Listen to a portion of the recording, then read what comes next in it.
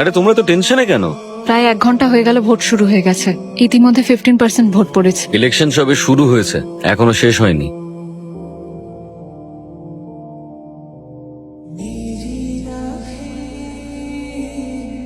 আরে তুমি তো দেখছি চলে এসেছো।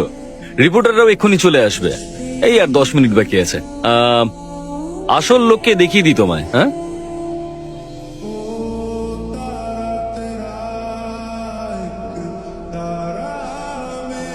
জিজ্ঞেস করো না আমি এখানে কতক্ষণ ধরে অপেক্ষা করছি। তোমার লাইভ নিউজ আমি তো দেখেছি, এবার আমারটা দেখো।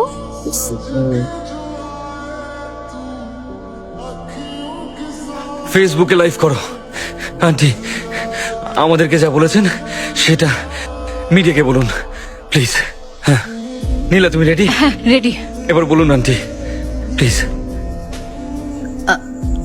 আমার স্বামী মাসিলামানি, সবাই জানে অসুখে মারা গেছে, কিন্তু আসল ঘটনাটা কেউই জানে না।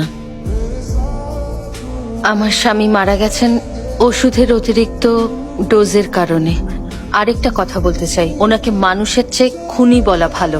উনি মুথু কুমারকে খুন করেছেন, আর হয়তো সেই কারণেই আমার মেয়েই ওনাকে নিজের হাতে খুন করলো। Hold on. এই ফেসবুক লাইভটা সবার দেখা দরকার। এখন অনেকটাই সময় আছে। এখন অবধি সব মিলিয়ে 53% ভোট পড়েছে। জেনারেলি সব থেকে বেশি 80% মানুষ ভোট দিয়ে থাকেন।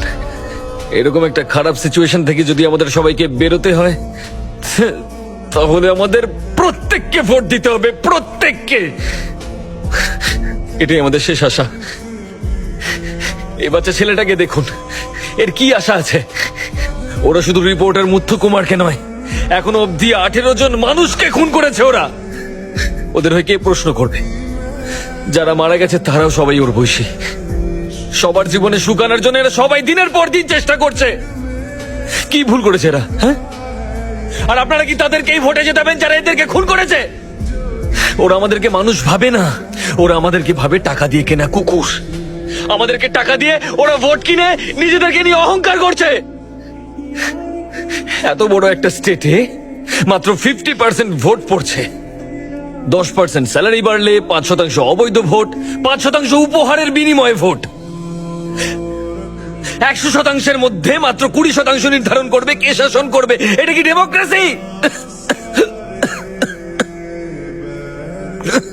একটা মানুষ তার ভোট দিয়ে এই দেশের জন্য অনেক কিছু করতে পারেন। আর মাত্র 3 ঘন্টা বাকি আছে।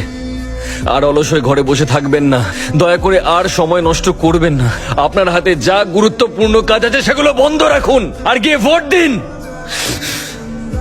আর যদি দেশের মঙ্গলের জন্য, নিজের মঙ্গলের জন্য 30 মিনিট লাইনে দাঁড়িয়ে নিজের ভোটটা দিতে না পারেন আপনি, তাহলে আপনি সব থেকে বড় চোর, আপনি সব থেকে বড় অপরাধী।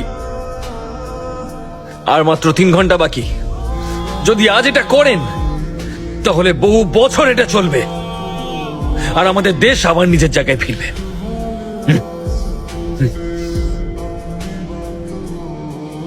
ভোটার আইডিটা বার করুন এবার। মা শিলামানির হত্যাকাণ্ডে AIMMK নেত্রী কমল ভালি সহ আরো 2 জনকে ইতিমধ্যেই গ্রেপ্তার করা হয়েছে। আপনারা এখানে 210 জন সদস্য আছেন। এর মধ্যে সংখ্যাগরিষ্ঠ যে দল, সেই দলেরই একজন মুখ্যমন্ত্রী আসনে মনোনীত হবেন। 210 জন আসলে মেলে 210টা প্রতীক। এটা একটা বিস্ময়। মুখ্যমন্ত্রী কে হবেন সেটা একটা প্রশ্ন।